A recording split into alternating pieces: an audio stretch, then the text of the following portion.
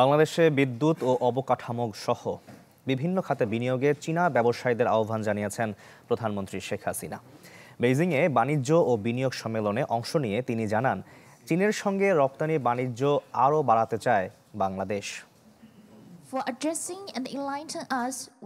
চীন সফরের দ্বিতীয় দিন স্থানীয় সময় বেলা 11টায় প্রধানমন্ত্রী যোগ দেন দুদেশের শীর্ষ ব্যবসায়ীদের নিয়ে অনুষ্ঠিত বাণিজ্য ও বিনিয়োগ সম্মেলনে।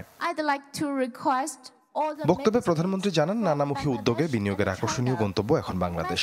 তাই বিদ্যুৎ, অবকাঠামো সহ বিভিন্ন ক্ষেত্রে চীনা ব্যবসায়ীদের বিনিয়োগের আহ্বান তার। I encourage the Chinese business community to consider key sectors in Bangladesh.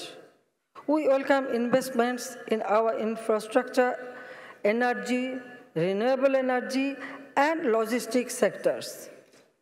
Climate resilient smart farming opens opportunities for collaboration in agro-processing industries with buyback arrangements with China. Dhaka বেইজিংয়ের মধ্যে বাণিজ্য ঘাটতি পূরণের পরিকল্পনার কথা জানান শেখ হাসিনা। চীনা ব্যবসায়িক অংশীদার খুঁজে নিতে পরামর্শ দেন দেশের ব্যবসায়ীদের। একটা বিশাল বিজনেস ডেলিগেশন নিয়ে আমি এসেছি। আপনারা কিন্তু এখানে আপনাদের পার্টনার খুঁজে নিতে পারেন। আমার মনে হয় সেটা সব থেকে ভালো হবে, একসাথে মানে প্রাইভেট সেক্টর আরও বেশি ইনভেস্টমেন্ট করতে।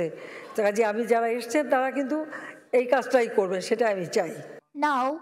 বিনিয়োগ ও বাণিজ্যের সম্ভাবনা নতুন ক্ষেত্র খুঁজে বের করার তাগিদও দেন প্রধানমন্ত্রী শেখ হাসিনা। সাদবিন শফিক, চ্যানেল 24।